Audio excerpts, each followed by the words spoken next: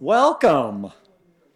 I'm Alan Branhagen, the Executive Director of the Natural Land Institute, and we're a private, not-for-profit land conservation organization that's based here in downtown Rockford. If you didn't know, I think most of you know that, but our organization has been around since 1958, and we've protected 19,000 acres of land in Illinois, all the way from the southern tip back a long time ago, yes, and even some land in southern Wisconsin. But yeah, thank you for coming here tonight to the Dexter Patterson Meet and Greet book signing and program. We are thrilled to host Dexter, who is a great birder and author, for this evening's event. And we look forward to hearing about your birding journey. Before Dexter gets started, I have a few announcements. When he's finished with the presentation is when we want you to ask questions. And please raise your hand. And of course, we have these microphones here, and we're going to bring them to you so that everyone gets to hear your question. And then Dexter's books will still be for sale after the program in the lobby, and he'll be available to sign them at that time as well if you didn't get one. I also want to thank our partners who supported this event. A big thank you to Gemini Solar, who gave us a wonderful grant for this. And our sponsors, Patrick Yarborough, Sinisippi Audubon Society, Rockford Park District, the Forest Preserves of Winnebago County, Northwest Illinois Bird and Nature Alliance, Wired Cafe, and Zamuto's Drive-In and Carryout. And not only did all these support our event, but they also helped promote it in our community, which we really appreciate. Yes, a big thank you to them and all they do for our community. I also want to thank Patrick Yarborough for helping out with Kim Johnson, our Director of Marketing and Membership, who, they work tirelessly to put this event together and to get the word out in our community. I also want to thank all the volunteers that helped tonight at this event, including at our kids' activity tables upstairs, Nature at the Confluence, and Sinisippi Audubon and NLI volunteers. I haven't even seen if some of you got back down here, but if you haven't heard the loon deal, it is really cool. And the kids made some great loon paintings. Dexter is here today because of one of our Natural Land Institute trustees, Patrick Yarborough, and he's the one who recommended to come speak to promote his book on Dexter's book on birds of the Great Lakes. And of course, we're delighted that you did that. And we're thrilled to have Dexter here today, but Patrick really knows Dexter, so I'm going to hand it over to him to actually introduce Dexter. Yeah.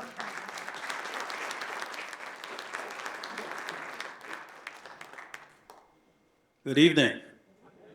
It's wonderful to see so many enthusiastic people here this evening to come out to hear a program by Dexter Patterson. I've known Dexter for just about over a year, and he is the co-founder of the BIPOC Birding Club of Wisconsin, of which I'm a member. And we have one other member here tonight. Upal, would you stand up for us, please? The BIPOC Birding Club of Wisconsin is dedicated to making birding more accessible, especially for adults and children of color. I participated in several of the birding hikes with Dexter, and a few of the club members, as well as members of the general public. And what I can say about those hikes are as follows. Most of the hikes take place in Wisconsin, in the middle of Wisconsin, around Madison, and in Milwaukee. And that is where Dexter hails from, Madison, Wisconsin. He is known nationally for being a birder. He is a man of many talents. He's not only a birder, he's an educator. He's the co-host of the Bird Joy podcast. He's a storyteller, he's a videographer, and a photographer, which is near and dear to my heart. And I hear tell he's an author. He has some book out there. You might have heard of it, Birds of the Great Lakes. And currently it's on sale, $17 out front, so be sure to get a copy. The essence of Dexter is excitement. And he uses his excitement and his love for birding and the outdoors in many ways. He does this by many activities, bringing people together to connect meaningfully with nature, birds, and each other. It's always been interesting to observe Dexter when he's leading 30, 40 people and letting them express themselves out in nature, not having any restrictions on how they're supposed to behave while they're birding. This interaction that he has had with birders is tremendous. I'm impressed with his ability to lead these large groups and letting people, all people, especially children, as some of you may have seen him interacting with children today, and adults, and introducing some and shepherding others through nature. And he's done this with complete humility and respect. As a force of nature himself, his excitement and knowledge and inclusion comes at a time that we seriously need to have excitement, knowledge, and inclusion. While on one of the birding expeditions with Dexter and other birders, it came to my forefront of ideas that perhaps it would be the best thing possible for our area to have him come and interact with you. So I spoke with Kim and Alan and my fellow trustees of the Natural Land Institute and our program sponsors, and they all agreed that having Dexter do a presentation here was a fantastic idea. And that is the reason why we're here tonight. I hope this is just the beginning of a lasting relationship between Dexter, the BIPOC Birding Club of Wisconsin, and the Natural Land Institute. Now, with the help of everyone here who is familiar with Dexter, I'd like to use one of his best known lines. Some of you have heard this numerous times. Some, it will be for the first time. But all together, you ready? Let's go. Ladies and gentlemen, I present to you this evening our guest of honor, Dexter Patterson.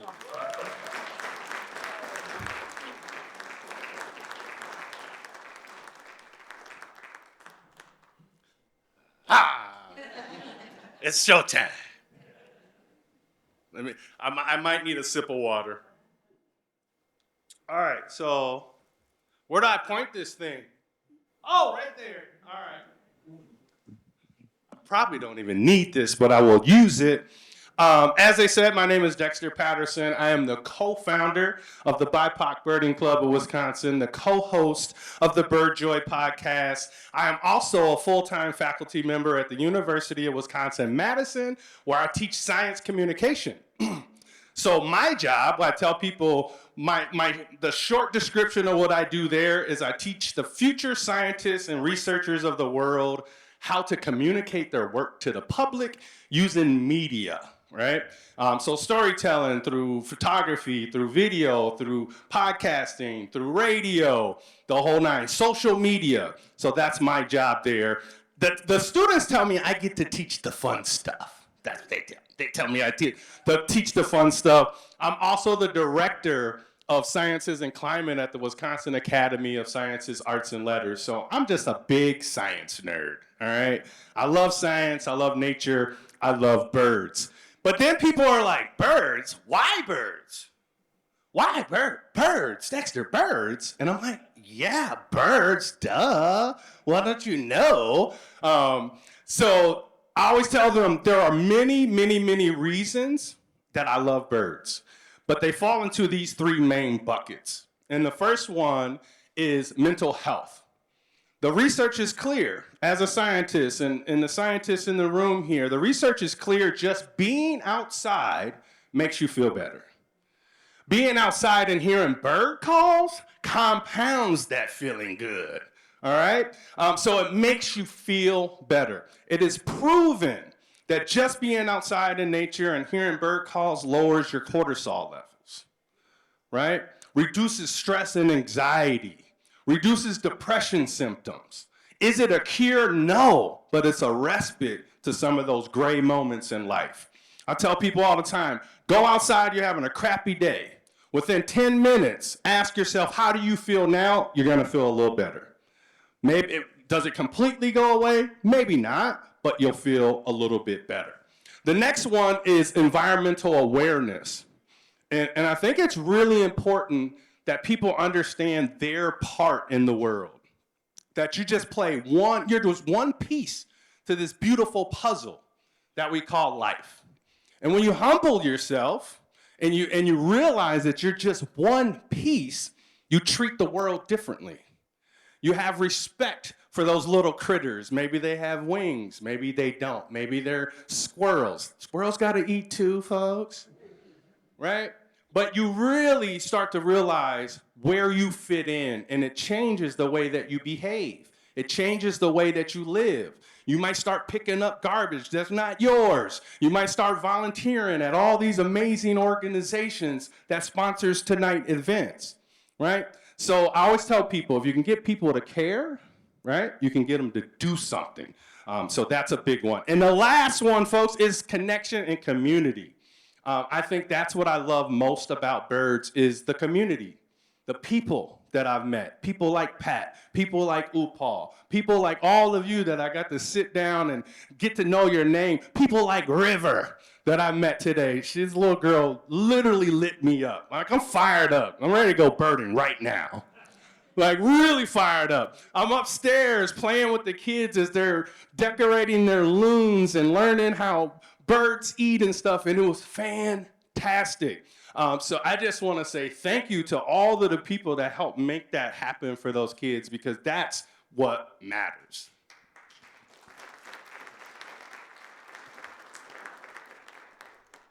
All right, I get this question a lot. What's your favorite bird? And I'm like, picking a favorite bird's like picking a favorite kid, and I have 4. But if I had to pick one, I'm gonna pick the osprey. And the reason I picked the osprey is because this bird literally changed my life in like an instant. So this story goes back, this is like when social media videos first started to take off. And I'm scrolling social media, and all of a sudden, I see this bird. I had never seen a bird this big before, but I've never seen a bird this big way up in the sky, and it's flying faster than I've seen anything fly in my life towards the water. And I'm like, what is this bird doing? I literally had no clue what was about to happen, and it's like literally flying faster and faster and faster and faster. And as it starts to get closer to the water, I start freaking out. Because I'm like, this bird is crazy. It's gonna drown. Like, why is it flying towards the water? Like, what? Birds do this? Like, I had so many questions, right? But then all of a sudden it locks out its talons. I don't know if you've ever seen the talons on the osprey. They're pretty gnarly. Like, they're legit. Look at them long legs. And at the end of those long legs are these huge talons. And it locks out these talons, and it creates this. And I was like, uh-oh, something about to happen, right? I'm like, something is about to go down. Like, and I don't know what it is, but I'm here for it. It hits the water. Ooh. Y'all know that emoji on your phone where your head blows up? That was me. And I tell people this all the time. They stole my reaction. I am that emoji. Apple, run my check. But then all of a sudden, not only does it hit the water, it's completely gone. Like,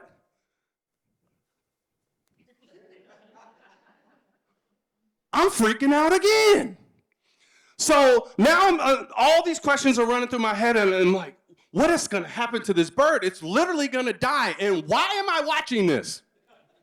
Dexter, what is wrong with you? I started asking myself a lot of questions. But then all of a sudden, this little head pokes out the water. I was like, oh, it's not dead. It's alive. And it starts looking left and right, and it's like looking side to side. And what I learned, when they do that, they're looking for bald eagles. So if you don't know, the bald eagle is the #1 osprey hater in the world. Because ospreys are literally genetically made to fish. Over 90% of their diet is fish, and they're literally built to snatch fish out of the water. And the bald eagle is not. So the bald eagle likes to bully the osprey because the osprey can catch a fish so easy, and the bald eagle has to struggle to get it. So anyways, it's looking for the bald eagle, no bald eagle, and then all of a sudden its wings come out. Again, emoji head. And it starts flapping its wings and flapping its wings and flapping its wings, and it comes out of the water holding a huge fish, and it flies away, and it goes like this. That moment, folks, I was like, I don't know what that is, but I need to find out what it is, and I love birds. Like, it was it. Like, literally in an instant, I turned into the biggest bird nerd on the planet. And I stand on that. I was like, I don't know what this bird is, but this is the most miraculous thing I've ever seen in my life. Birds can do this. Like, literally my whole mind changed about what the world is. I said, all right, first of all, what is that? What is that thing? So I find out it's an osprey. And I start doing some more research. I'm a lifelong learner. I love learning. So I start doing some research, and I find out that ospreys nest in Wisconsin. Oh my goodness. I was like, first of all, it's real, but I can actually see one of these things in my home state. So I start doing more research. And then I find out they nest at a park within 10 minutes of my house. I was talking to somebody here about Cherokee Marsh today. They nest at, there you are. They nest at Cherokee Marsh. And then I find out that they nest on top of the cellular tower at the post office I go to across the street from the Woodman's grocery store. I said the whole time, you've been living around me and having little osprey babies around me this whole time. Shame on none of you for telling me that. It's your fault. My whole life is a lie in that moment. And I was like, I need to see this. I need to see this. I need to see. That day I said, I want to learn about every single bird possible in Wisconsin. That's when I became a birder and a bird nerd. The osprey. Shout out to the osprey. And as I started getting more curious about birds, I started feeling like, well, what's birding? And I was like, I don't know what a birder is, but I want to be one. Where do the cool people sign up to be a birder? So I started doing more research, and I find out there are birding clubs. I was like, yay, there's clubs that take people out just to look at birds. I'm there. So I start going to a lot of events. I start showing up to a lot of these more traditional, and when I say traditional, they're primarily white-dominated birding spaces, right? I start going to these clubs, and every time I would show up, I'd be the only person of color. And at the time, I was the youngest person. So what it did for me is it started making me question, is this for you? I don't see anybody that looks like me here. I don't see anybody that looks like me leading in any of these places. Should I really like birds? And these were real questions that I was going through and battling for a long time. Folks, as you can see, I get a little excited about birds. Can you believe that for over a decade, I did not tell a single soul that I like birds. Because I had fear of being judged. I had fear of people saying, dude, you like birds? You're a nerd. Yeah, I know I am, right? But it kept me from sharing that. So nobody outside of my family knew. I wasn't making these videos that have millions of views all over the globe. I wasn't taking pictures. I wasn't sharing stories like this with people. I was just watching birds by myself like, I like birds. I want to tell you, but I can't, right? For a long time. And eventually, I was like, enough is enough. Enough is enough. We need to create a space for everybody to feel like they can express their love for birds. And that's where the BIPOC Birding Club of Wisconsin came. I wanted to create a birding club that everybody, no matter what color you are, no matter who you love, no matter your abilities or disabilities, you had a space where you can come together in a community and enjoy birds. So my mom raised me that you're either part of the solution or you're part of the problem.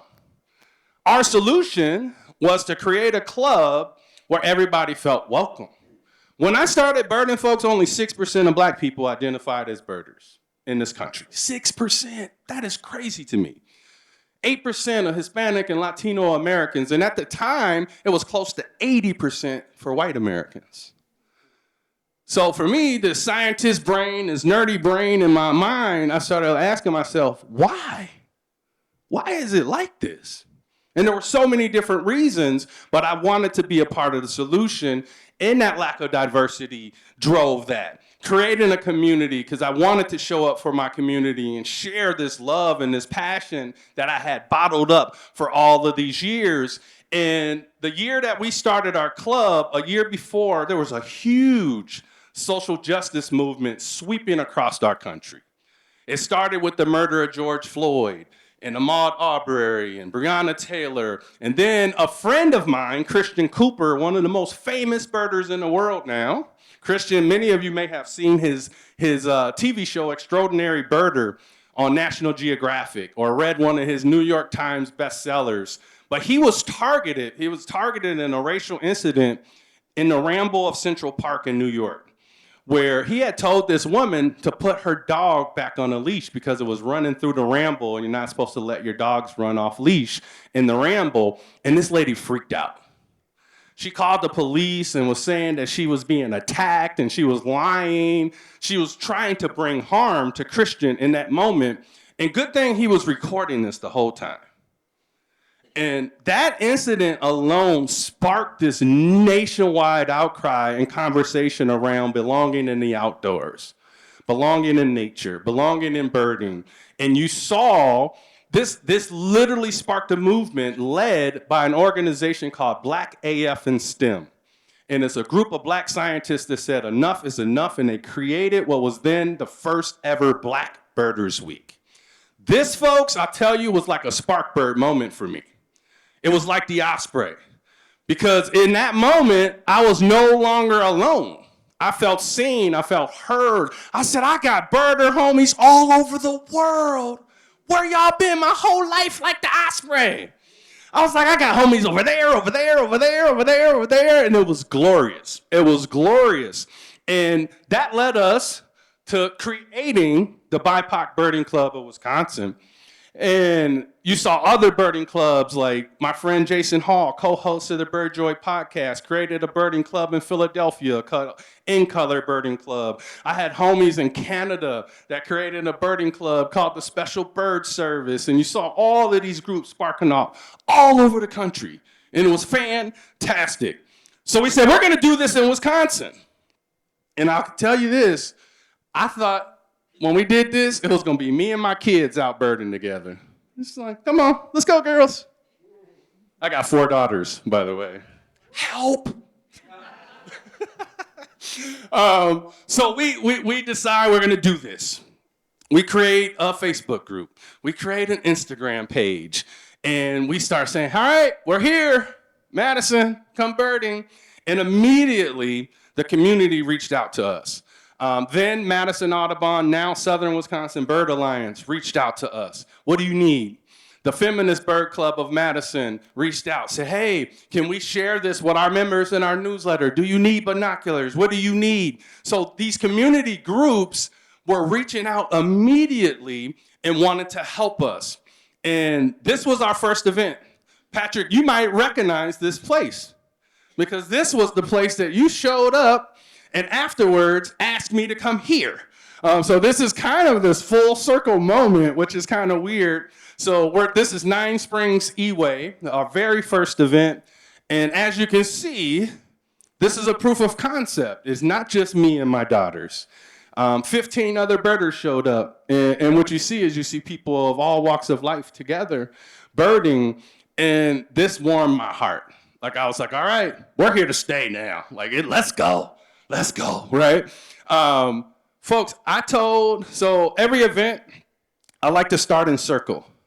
And I'll introduce myself. I'll say, hello, my name is Dexter Patterson. I use he, him pronouns. I want to welcome you to today's event. I'll then say, are there any new birders with us today? In every event, folks, hands, right?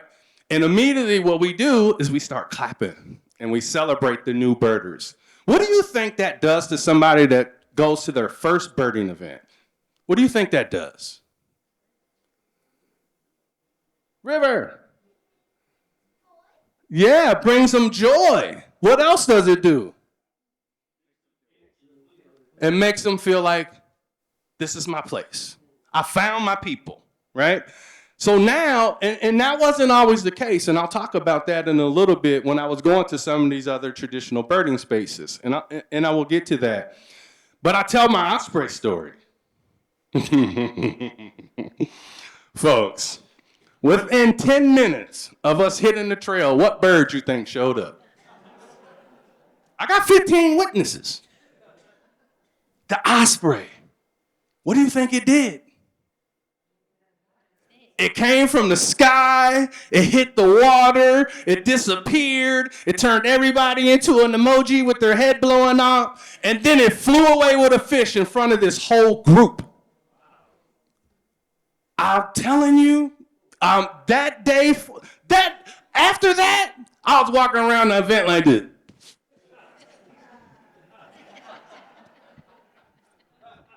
You get an osprey, you get an osprey, you get an osprey. Bird whisperer. Well, they were looking at me like, how'd he do that? How'd he do that? He queued up an osprey. Nice extra, you know. Paid the osprey to come snatch that carp out of the water in front of everybody. So that first event, going into that event, I wanted things to be different.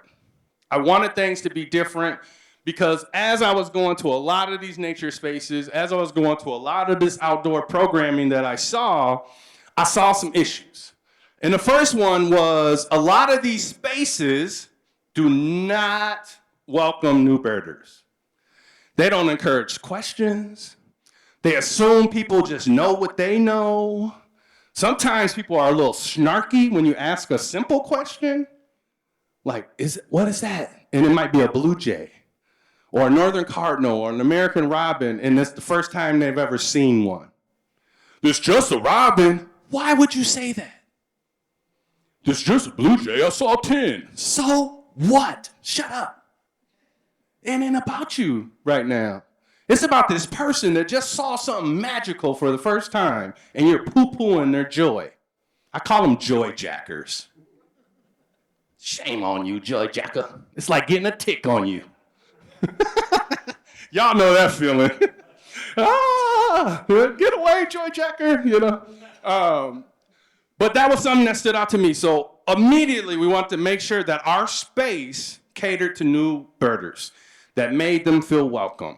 And the next thing that I will say to new birders, if you see a bird on the hike or you hear a bird on the hike, point it out. We can figure it out together. If you have a question, you can ask me or Upal or Sean or any of our leaders that are with you, because we have a group of people that know a lot about birds, and they will answer your questions, right? So now not only do they feel welcome, they feel like they can ask questions. That is huge because we want you to come back. I've been into spaces where I'm like, this is way too stuffy. And a lot of these people wonder why they don't get young people to come back. They don't get people of color to come back because you're not being welcoming, right? You're not being welcoming. And that was something I wanted to change. We are kid and family friendly. And I tell people this all the time. I love baby birders. And baby birders could be kids or brand new adult birders. I love them. I spend the most time with the new birders and the kids. And I pour into them. Because whether people realize it or not, we need them. We need them. This country is getting younger and is getting browner. Those are just facts. If you love birds and you love habitats and the environment, we need to widen and cast a wider net on the folks that are taking care of these places, right? Because it's about the future. You want your grandkids and your great-grandkids to have these spaces and to have these birds. So we're kid and family friendly. We are always trying to be as accessible as possible. Meaning, somebody comes to a walk that we typically see and they broke their foot. Or maybe they're not mobile. So now we're gonna coordinate with somebody to maybe get a powered wheelchair for that person. Right? We're gonna share in our monthly emails the trail information via birdability and different things so people can plan, is this for me? Can I go to this? Are there bathrooms? How long's the walk? All these different things, right? So we wanna make sure people have this information so they can make an educated decision on whether or not they can go to this event. All right, and I always tell people, if you're gonna do something for one person, is it worth it? Yes. Yes, right? You're building a community, so going the extra mile for one person creates opportunities for many, many more because they're gonna go tell their community about what you did for them, right? So accessibility and building that inclusive community is really, really important. We are relaxed and casual. Pat talked about how I like to have fun, and I don't like to I don't joy jack. I don't put restraints on people's joy. We clap when people get lifers. We might even do a lifer dance, you know? Like we're having fun outside. We never go, shh. You will never hear me shush somebody. And shushers. I've had that experience. I've had another grown person tell another grown-up to shush. I'm an adult. You don't shh. No adult. Don't shush a kid either. Let them be a kid outside. There's a better way to do that, right? Are you hearing something cool? You can say, hey, I'm hearing a golden wing warbler. Let's bring it down a little bit because I want you to hear that call, right? That's a lot better than shh. So there's a way, right? So we're relaxed and casual. We celebrate and focus on the joy. And the last one is all about collaboration. And you see the power of collaboration tonight. Alan named all those amazing organizations that help make this possible. And I always tell people, the people right now, when you think about environment, you think about science, these industries, the funding is being cut all the time. So the people that are collaborating are the ones that are winning. They're going to be the ones that are able to scale up and really show up for the communities that they serve. So please continue to collaborate because the people deserve it. I use what I call the Wisco birder method. When people say, well, what's a birder? What's birding?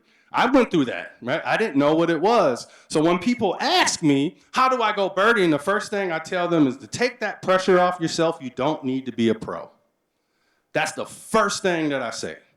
You don't need to know all the answers. You don't need to know what you're looking at. You don't need to know any of that. Just pay attention. So my grandpa was a birder. He had 11 kids. And what they did was go outside because it was free. You got 11 kids? That's where Grandpa be like, if it's free, it's me. I get it, Grandpa. 11 kids. You can't go to McDonald's with 11 kids. But they would go to local parks. They would go to the state parks. And he would tell his children, close your eyes. What do you hear? Pay attention. What do you see? What do you feel? What do you smell? And that pay attention got passed on to me. And I tell people I've been birding for over 2 decades. That's still the best advice I've ever gotten when it comes to birding. That simple. Pay attention. 2 words, right? Best birding advice ever. So just pay attention. And when I say pay attention, that means you're looking for movement. They're going to be moving in the sky. They're going to be moving on the ground, in the water, in bushes, on your house. You know, they're going to be everywhere. Just pay attention. And soon, how many of you have heard Northern Cardinals singing recently? Yeah, right? So soon they're really going to start vocalizing, and they make some beautiful music and sounds. So now you're starting to marry movement and sounds together. Guess who's seeing more birds? Right? It's pretty simple. And you don't need to know what you're looking at. I was talking to River and her dad, and I told him, I said, it's one bird, one call at a time. That's it. Very simple. Because over time, you're going to be like, oh, I've heard that before. I've heard that before. I know what that is. I've seen that one before. And then you can open up Birds of the Great Lakes and see it. Right? And realize sometimes birding isn't about the birds. It could be exploring your community. I know when I first started getting out in the Madison area, when I started going out birding, I had no clue. There were so many natural areas around me. There were so many parks around me. It was fantastic. It was like, I was like, wow, this has been here? Like 5 minutes from my house and I've never been here? It was mind-blowing. It was really mind-blowing. And lastly, I just say, have some fun. And I use my social media platform, I try to show up in as many places as I can. And the reason I want to do that is I want people to feel like they can see themselves as a birder. I want to reach people that maybe didn't think birding could be fun or cool. Birding's having a moment, folks. I don't know about y'all, but birding is kind of cool right now. And it happened during the pandemic. A lot of people couldn't do anything but go outside. And a lot of people reconnected with nature. It's one of the only good things that happened during that time, right? People got back outside. People started paying attention. People were buying binoculars like crazy. People were buying field guides. People were getting back outside. And you saw younger people and more diverse people showing up to nature events. This is a time right now to continue to build. What happened? It turned off. There we go. It's back. He did it. I don't know. Magic. But I like to do that. So I started creating what are called the You Ready, Let's Go videos. So I'm a science communicator. I'm an educator. And I was going outside.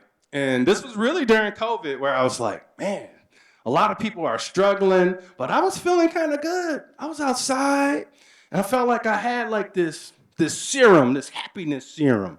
And now I call it bird joy. And I was like, I need to start sharing this with people. So I started making these little videos. I'm like out on the trail. I'm singing and dancing and rapping and having fun out in nature, spinning around, just like, this is so fun. And people loved it. And then I was like, wow, I'm seeing some amazing birds. And I had started taking pictures of them. And I was like, you know what? What if I took people on these birding adventures with me? What if I just started bringing them with me? So I'm like, who wants to help me find the yellow rump warbler, AKA the butterbutt? You ready? Let's go. It's the let's go that gets people. They're like, let's go.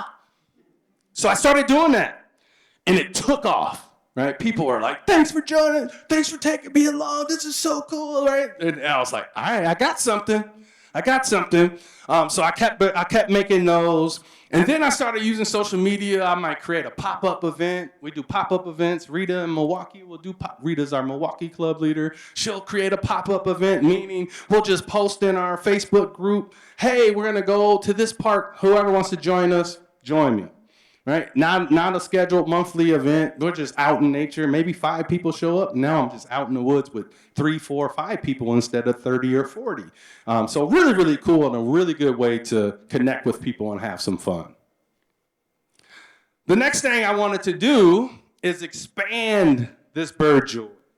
Expand the bird joy. And that was where the Bird Joy podcast came to be.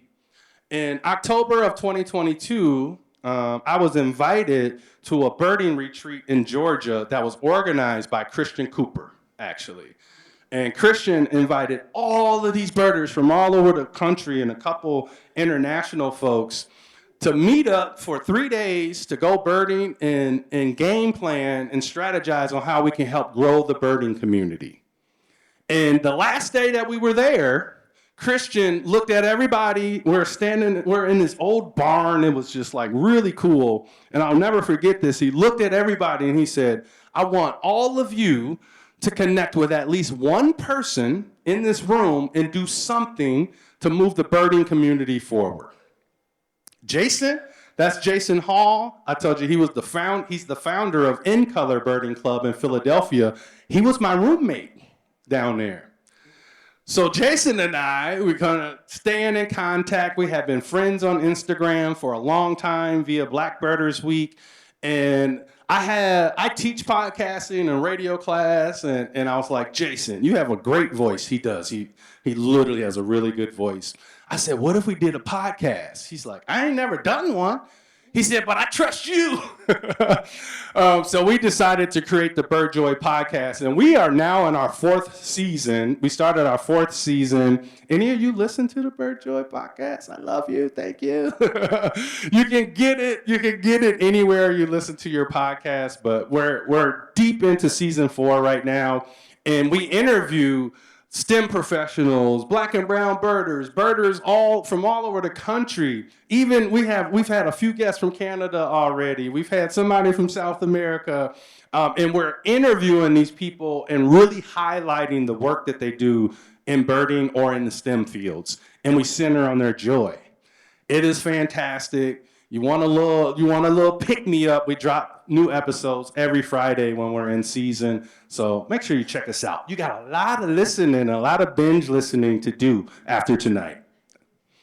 The next logical step for me was like, how can I continue to grow this birding community? And I was like, well, I want to write a book. But I want to write a book, a unique book, a field guide that caters to people that probably know nothing. That was kind of my thought process when I went into it. I said, I'm going to start there. I'm going to start with my baby birders, and I want to create a field guide that could be more of a companion, that can be super easy to use, that you can stick in your pocket. And I tell people all the time, it might be small, but it's mighty. There's over 150 different bird species in there from 40 different bird families, and that little bitty book is over 360 pages. So it's small, but it's mighty, right? And what I also noticed as I was going through my birding phases is that there are some fantastic field guides out there, but a lot of the field guides out there are hard to use. They're intimidating. They're big. They seem to be made for people that kind of know what they're looking at and they're looking for confirmation, right? I was like, I don't want to make that. But I also want to make something that really mirrors what I do on social media, the way that I educate. So I created the book to literally mirror my videos. So on every single video, I'll say, who wants to help me find this bird? You ready? Let's go. So I name the bird. So I give you the bird name. The next thing that I do is I'll go in and I'll try to get some really good, clean video shots of what the bird looks like in its appearance. And then I'll scan the habitats and show you where they're hanging out. And then I'll talk about some unique behaviors you may see from this bird that you now know what you're looking at and where they hang out. I'll talk about some unique behaviors that you might see. And then I end every video with a fun fact. Anybody know why I wanted to end all my videos with a fun fact as well as the book bird IDs? I want to turn you into that emoji where your head blows up. Because if you get this fun fact, it's amazing what you start to learn about birds, and some of these fun facts literally are mind-blowing. So if I can hit you with that fun fact, guess what? Maybe you'll remember that one bird, and that curiosity, that one fun fact that I introduced you to makes you start to pay attention, right? That is the goal. So I did that with the book, and that's literally how all of the bird IDs go in the book. Name, appearance, habitat, behaviors, fun facts. You know I had to give you the osprey. Let's talk a little bit about our events. Look at Pat. Oh, you didn't even know I was going to do that, did you? I put some of Pat's work in here because when he comes to our events, he always captures some amazing photos of what we got going on. But we host monthly outings in Madison and Milwaukee. We'll do specialty events like Christmas bird counts at the scientists. I love citizen science themed events, so we'll do things like that. We'll go to special places like Horicon Marsh. We've even gone to a national park, the St. Croix River. We celebrate Black Birders Week. But as you can see, we bring people, and what I love is he caught me with my book out on the trail here. But look at the little kid with the knock scope. We do these type of things, right? Bird banding in the spring. Where's my bird bander? I know he was in here, maybe not still. All right, we'll host BIPOC only hikes. We'll do workshops. We'll do birding 101. We'll do virtual lectures. We'll do whatever we have to do to show up for the community. So we have something for everyone. That top left photo, that is actually one of my daughters, Alyssa. That's when we were out doing kestrel nest box monitoring. What do you think happens to a young person when they hold a falcon? Yes, exactly. And there I am, proud papa. Right? But as you can see, people are having fun. A lot of joy coming off of people. Remember when I talked about doing something for one person? That was a real story. She literally broke her foot. And as you can see in the middle, that's Christian Cooper in the middle.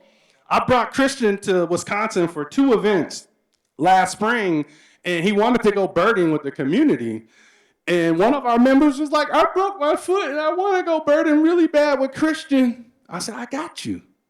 We'll get you a power wheelchair. She was out there like, loving it. You see her posted up with her binoculars. We're all seeing. But this is inclusive birding in action, folks.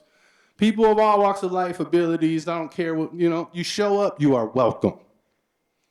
Environmental justice is a big one. Yeah, look how many people I get to go outside in the cold. Kids, people, everybody. Yes, Black people too go outside in the cold.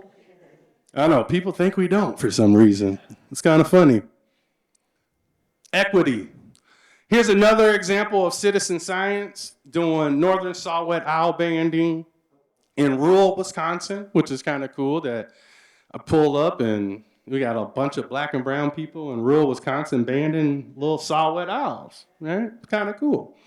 But this connects people too to their environment. When I talked about environmental awareness, they really start to see this connection and they're learning about bird migration. Talk about head exploding moments for some people when they find out that a little 2-ounce bird flies thousands of miles to South America and back to Wisconsin every year and they make it. It blows their mind. And they're like, birds are amazing. I'm gonna pay attention, right? So we're making those connections. Folks, this is Loki. This is Loki the crow, and Loki is actually a rehab bird at the Schlitz Audubon Nature Center outside of Milwaukee. Loki likes to paint. And this is one of those moments, so what you can envision is Loki is in the middle, right?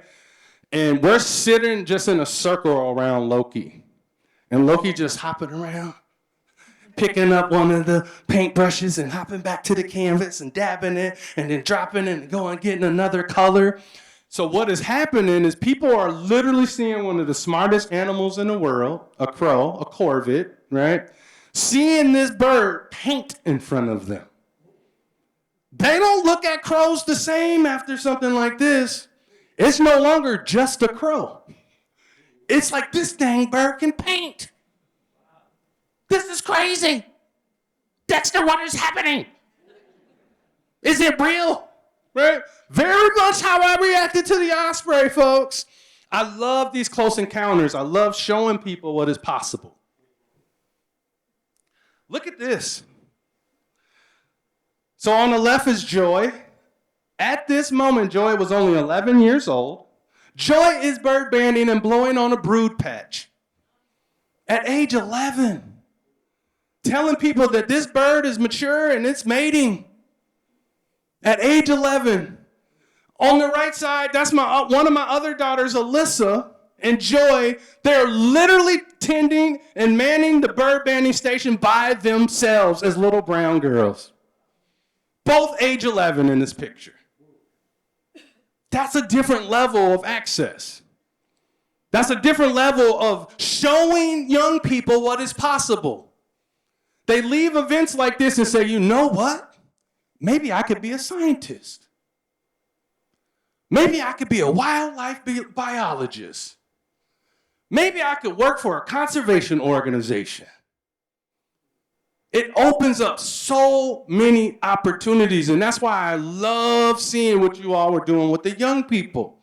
Because those little moments of creating a loon, or making a loon noise, or learning that a pelican and a hummingbird and an American robin have different beaks and eat different things, right?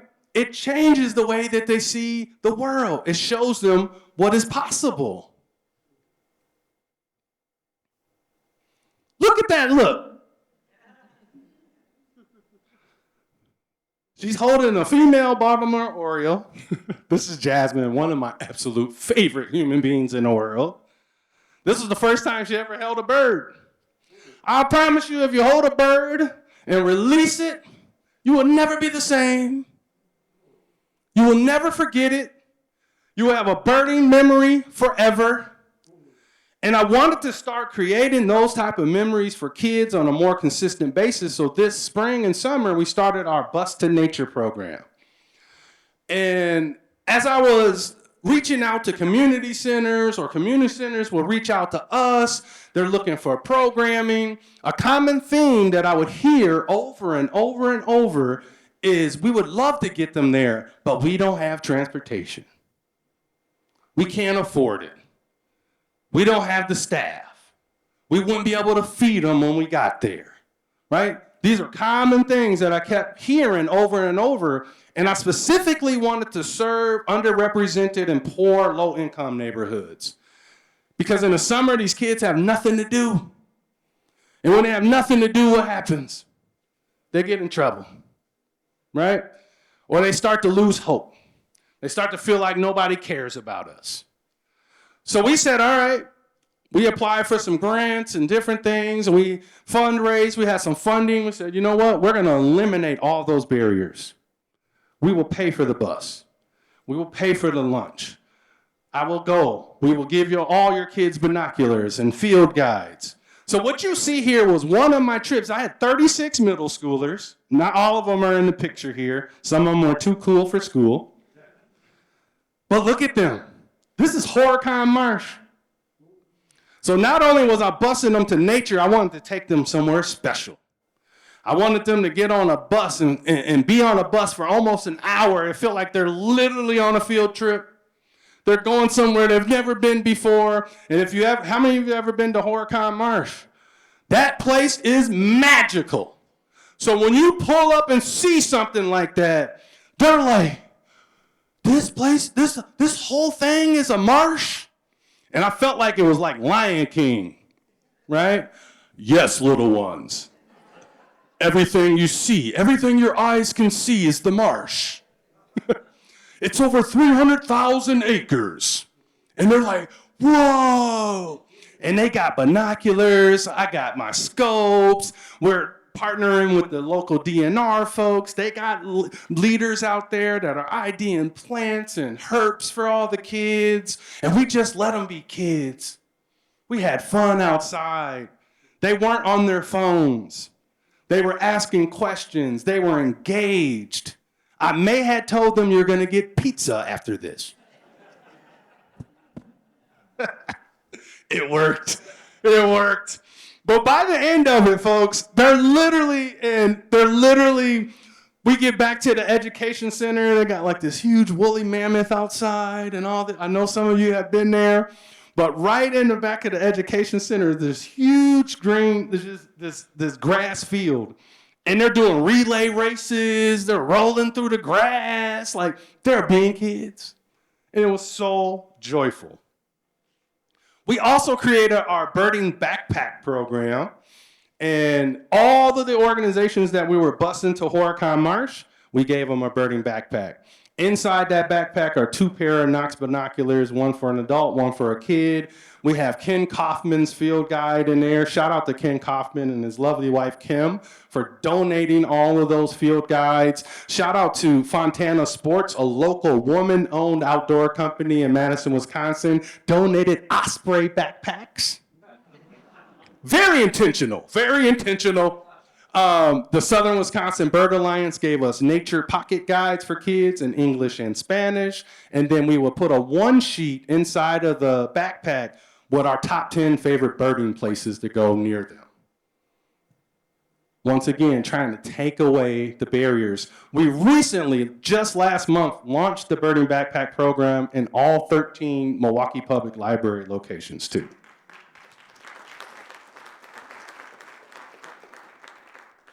I just want to leave you with a few of these research benefits. I'm not going to go in depth, but I want you to understand there are physical health benefits out there. There are emotional and mental health benefits waiting for you out there. There's connection and environmental awareness to the natural world waiting for you out there. There are social and community benefits, like all the amazing people that you can meet in the wild, as I like to say. Some of my closest friends, some of the nicest people I've ever met, I've met through birding. You have educational opportunities, and I showed you a bunch of the fun ones out there that we do in our birding club, but most importantly, you can be a part of building a better and brighter future for nature, for conservation, and for birds. Collaborate, continue to collaborate. What you see here is our annual Swift Night Out event. And we collaborate with multiple organizations to make this happen. Southern Wisconsin Bird Alliance, Feminist Bird Club, Save Our Songbirds, the local Chimney Swift working group. We give out native plants and seeds here. We tell people to bring your favorite lawn chair and a blanket and a picnic. And then we just all sit there like this and look at the chimney. And I always think about, like, when people are driving by, like, what the heck do they think is happening? What are these weirdos doing? Just sitting. Ain't no soccer game going on or nothing. But then all of a sudden the Swifts start coming in. And you got like 10, and then 20, and then 100. This night we had over 1,600, which was really cool. And all of a sudden they start doing what we call Swift-nado. And they're like, and then one go, and they start going into the chimney, and everybody's like, go, go, go, go, go, go, go. It's fantastic. It is fantastic. It's like a fireworks show with chimney swifts. Anybody ever seen a picture of a chimney swift inside the chimney? So good. Look it up. Ultimately, folks, it's about the birds.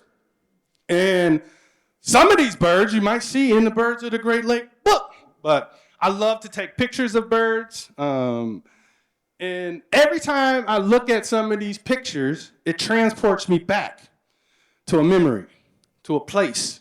It grounds me. I can smell things. I can feel things. I literally can remember the tree I was looking at. It is powerful what they do to your brain, right? It literally changes the way you see the world.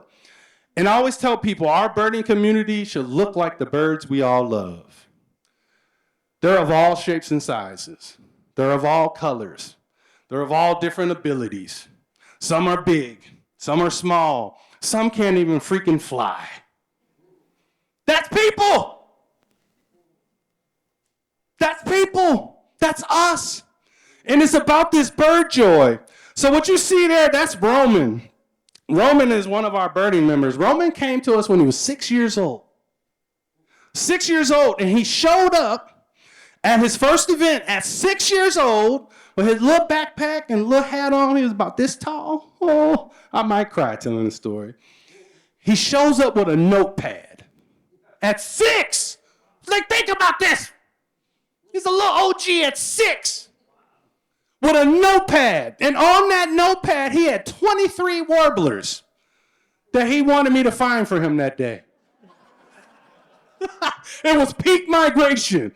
He said, Dexter, I know you can get these for me. I've watched your videos.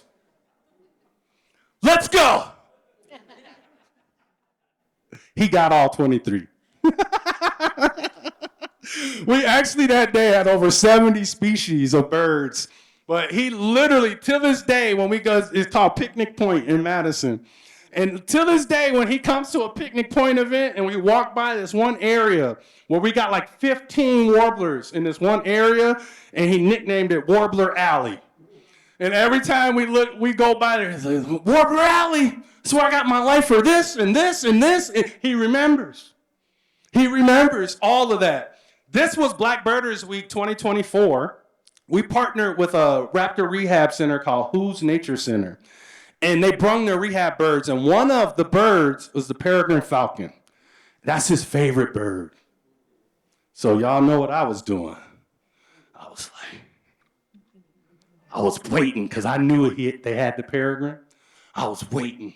As soon as they opened that box, I was like, gotcha. Bird joy.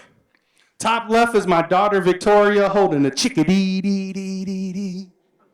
Top right is my daughter Alyssa holding a blue jay. Bottom left are some of our members that were at the event. On the right side, bottom right, he's holding a chestnut-sided warbler. He will never be the same. This was his profile. I think it's still his profile pic, and this was 3 years ago.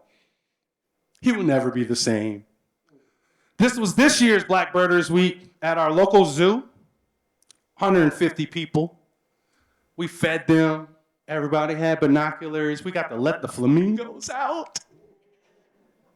We got to meet their macaw. We got to tour the aviary, and we got to do that all for 2 hours by ourselves as a club. So shout out to Henry Violet Zoo for that. Folks, what do you see in these pictures? Joy, what else? Community, what else? You. Diversity, right?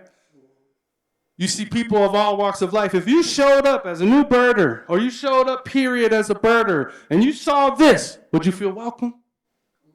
Right? Look at this. On the left, that was my woodcock walk last year. Over 60 people showed up. We saw 12 woodcocks, by the way. I had somebody go, how are you seeing woodcocks with all those people? I said, we saw 12. How many did you see? Nothing. Crickets after that. Oh, yeah, black people do go outside in the cold. I told y'all. BIPOC only hike. In February, it was like 10 degrees that day, and we're all smiling still. This is what I want to leave you with before I take some questions, is a call for bird joy.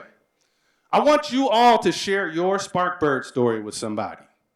And the reason I say that is because usually it comes with some enthusiasm, some excitement. And they're like, well, I like this person. They're kind of fired up right now. Maybe I should go look at birds. Maybe I need a spark bird story. I encourage you, stop going birding with the same people. Invite somebody new. Invite a colleague, a friend you haven't talked to in a while, a neighbor. Maybe you got to brag them with some of that delicious coffee we had earlier. And then like, we're going hiking, right? But take somebody new. And lastly, don't ever, ever, ever be a joy jacker, right? Ask yourself before you poo-poo somebody else's bird joy. It's not just anything. It's something magical. Take yourself back to the first time you saw that bird and how you felt. I think that's what sometimes people along the way, they start to lose their joy. Get back to the joy. Because once you start to lose it, it's hard to get it back. It becomes a task. Don't turn birds into a check mark on a list, right? Don't go to a place, one of your beautiful properties, and you're looking for some rare bird that shows up, and you don't see it. And you go home like this. What about the other 30 species you saw? What about the other memories you made that day? Focus on those things and not what you don't get. Thank you.